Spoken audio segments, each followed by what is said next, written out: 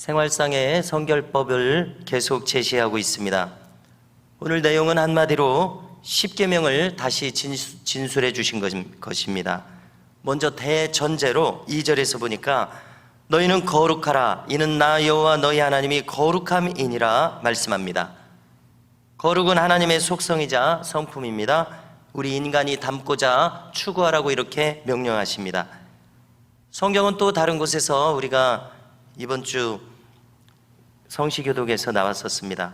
완전한 자에게는 주의 완전하심을 보이신다 이렇게 말씀하셨고요. 또 예수님께서도 산상수훈에서 똑같이 말씀하셨습니다.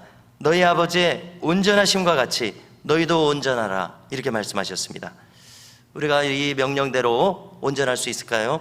우리는 어떻게 해야 됩니까? 자, 이처럼 하나님께서는 근본적으로 우리에게 자기 백성들에게 거룩과 온전, 완전할 것을 명하셨습니다. 이것을 힘써 추구하라는 의미로 우리는 받아들여야 되겠습니다. 그렇다면 인간이 이처럼 거룩과 완전, 이 성결을 성취하는 방법은 무엇입니까? 두 가지를 떠올리게 됩니다. 첫째로 거룩과 완전을 추구하는 삶을 사는 겁니다. 두 번째로 거룩하신 하나님으로 옷 입는 것입니다. 옷 입는다는 것은 무슨 뜻입니까? 완전히 그분의 소유가 되는 것을 떠올리게 합니다. 나 자신이 아닌 그분 자신으로 내가 뒤바뀌어지는 그런 사람이 되는 것을 떠올리게 됩니다. 실제로 성도라는 말을 영어로 찾아보면은 saint라고 씁니다. 그것은 성자라는 말로도 번역됩니다. 성도는 성자입니다. 거룩할 성자를 쓰는 이 성도라는 이름은 그러므로 결코 가벼운 이름이 아님을 느끼게 됩니다. 그래서 어떤 분들은 평생 신앙생활을 하신 후에 이제 죽으신 후에 묘비에 생전에 직분을 쓰지 않습니다. 목사, 장로 이런 직분을 쓰지 않고 단순히 암흑의 성도라고 이렇게 씁니다. 성도라는 이름이 얼마나 높은가, 그것이 얼마나 의미 있는가를 잘 나타내는 대목이라고 생각합니다. 또 우리가 주님을 향하는 이 방향과 자세만큼은 온전해야 됨을 기억할 수 있기를 바랍니다. 주님을 향하는 이 방향이 주님을 향하지 않고 오락가락 한다면 이것은 크게 잘못됐음을 우리는 알아야 되겠습니다.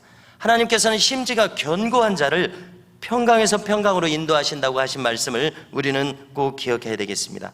그러므로 우리는 주님을 향하는 내 마음의 방향이 일편단심으로 흔들림 없는 이와 같은 자세를 추구해야 될 줄로 믿습니다.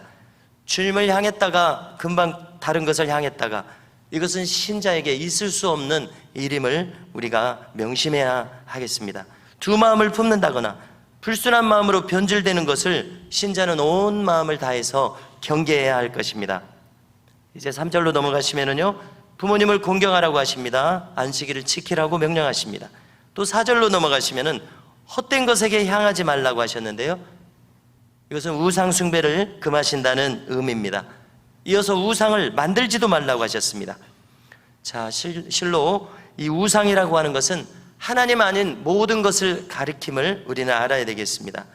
형상으로 나타난 노골적인 우상뿐만 아니라 하나님으로부터 우리의 생각과 집중을 저해하거나 대체하는 모든 것들이 우상 숭배적입니다.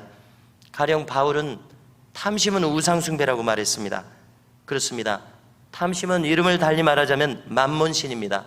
한문으로 바꾸자면 물신입니다. 물질을 추구하는 마음이죠. 탐심은 우상 숭배다.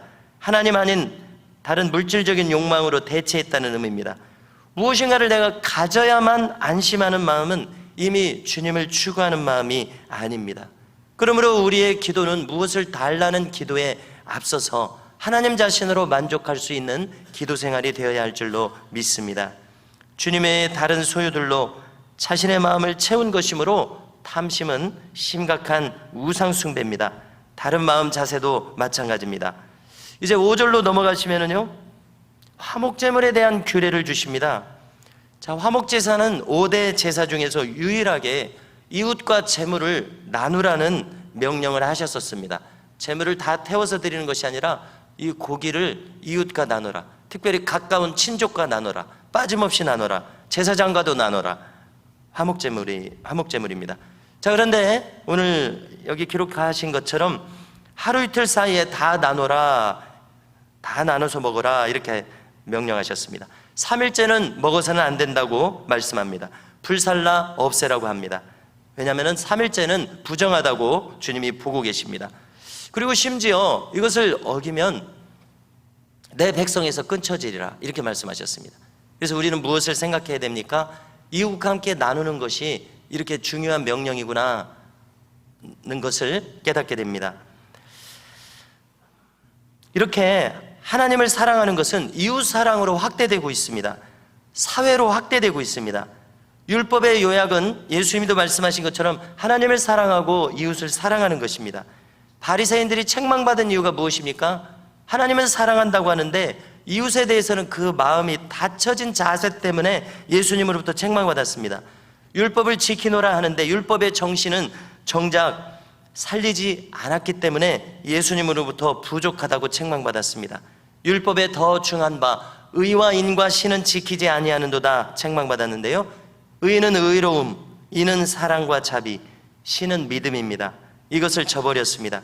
그래서 그들은 안식일을 지킨다고 그렇게 목소리 높여서 외치면서도 안식일에 생명을 살리는 일은 굳고 반대했던 비생명적인 자세를 가졌어요. 비인도적, 비형제사랑적인 행태를 보였습니다. 주님은 이것이 합당치 않다고 말씀하셨습니다. 또 이 이웃사랑은 9절에 보니까 한마디로 이웃에 대해서 배려해라, 돌봐라, 베풀어라, 이것으로 나타나고 있습니다. 뭐라고 하십니까? 곡식을 수확할 때에 밥모퉁이까지 다 거두지 말라고 하셨습니다. 그것은 이웃이 가져가라고 남겨두라는 의미입니다. 떨어진 이삭까지 다 가져가지 말라고 명하셨습니다. 가난한 이웃이 와서 그것을 주워가도록 배려하라는 의미입니다. 그래서 오늘날의 이 인권과 사회복지의 정신이 성경에서 출발하고 있음을 확인하게 됩니다. 내 포도원의 열매를 다 따지 말라고 합니다. 포도원에 떨어진 열매도 줍지 말라고 합니다. 그것은 가난한 자와 거류민을 위해서, 즉 외국인을 위해서 남겨두라고 하십니다. 이처럼 하나님께서는 이웃에 대해서 배려하는 마음을 가지라고 명하셨습니다. 그래서 우리는 가정에서도 또 마을에서도 직장 생활에서도 이와 같은 마음으로 살아갈 때 하나님께 기쁨이 되는 생이 되고 또 주변 사람으로부터도 존경받는 그런 참된 성도의 삶이 될 것이라고 믿어집니다. 또 11절을 보니까 도둑질과 사기, 거짓말을 금하셨습니다. 하나님의 이름으로 거짓 맹세함을 금하셨습니다. 자, 주님께서는 마귀를 뭐라고 칭하셨습니까? 거짓의 아비라고 칭하셨습니다. 거짓은 마귀의 속성이자 성품입니다. 하나님의 자녀된 우리에게서 이 마귀적인 성품이 작동된다는 것은 심각한 일입니다. 거짓말은 이처럼 악한 영적인 뿌리로부터 나오고 있습니다. 그래서 우리는 하나님이 두렵기 때문에 거짓말할 수 없는 사람, 거짓말하는 것이 너무나 힘든 사람, 이렇게 살아가야 될 줄로 믿습니다. 그러나 많은 사람들이 거짓말을 하는데 양심이 작동하지 않습니다. 그것은 이미 영적으로 마귀에게 사로잡힌 단계라고 우리는 봐야 되겠습니다. 얼마나 심각합니까? 하나님께서 하나님의 사람들을 택하셔서 사용하신데 그런 마음 자세라면 하나님께서 쓰실 수 없는 상태임을 알게 됩니다. 또 13절을 보니까 이웃에 대한 압제와 착취를 금하셨습니다. 이처럼 이 서구의 자유민주주의를 발전시킨 사상들이 나오는데요, 영국의 호흡스나 로크는 천부 인권설을 주창했습니다. 무슨 뜻입니까? 사람의 이 기본적인 인권은 하나님께서 주셨다는 뜻 아닙니까? 천부 인권설. 이처럼 성경에서 사람이 존중받아야 함을 그 근원을 찾을 수 있습니다. 프랑스의 인권선언이나 미국의 독립선언의 정신도 바로 이 천부 인권설에서 기초한다고 알려져 있습니다. 이어서 주님께서는 품꾼의 싹을 미루지 말라고 명하십니다. 야고보 사도도 같은 것을 말합니다. 야고보서 5장 4절을 찾아보면요, 보라, 너희 밭에서 추수한 품꾼에게 주지 아니한 삭시 소리 지르며 그 추수한 자의 우는 소리가 만군의 주의 귀에 들렸느니라 말씀합니다. 그러므로 믿음을 가진 사용자는 노동자의 임금을 고의로 체불하는 일이 있어서는 안 될 것입니다. 어려워서 체불하는 일은 있을 수 있겠죠. 그러나 그 마음에 고의로 체불하는 일이 있어서는 안 됩니다. 왜 그렇습니까? 노동자의 억울함과 탄식이 하나님께 들린다고 말씀합니다. 그러므로 우리는 우리의 마음을 삼가 말씀대로 행하기에 힘써야 되겠습니다. 또 장애우를 함부로 대하지 말라고 하십니다. 공의롭게 재판하라고 하십니다. 중상모략하지 말라고 합니다.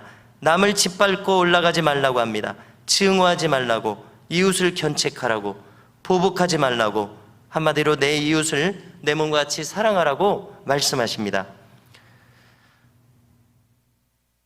주님도 같은 것을 말씀하셨습니다. 누구나 이 자기 자신을 본능적으로 보호하고 아낄 텐데요, 타인도 나를 존중하고 해치지 않을 것을 우리는 바라고 있습니다.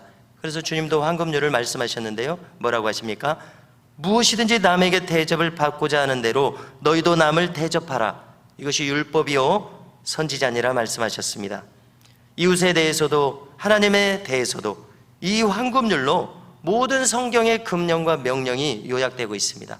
그러므로 성도 여러분, 오늘도 이 황금률의 말씀대로 주님의 뜻 안에서 행함으로 말미암아 그분께서 기뻐하시는 삶을 살아가실 수 있기를 주님의 이름으로 축복합니다.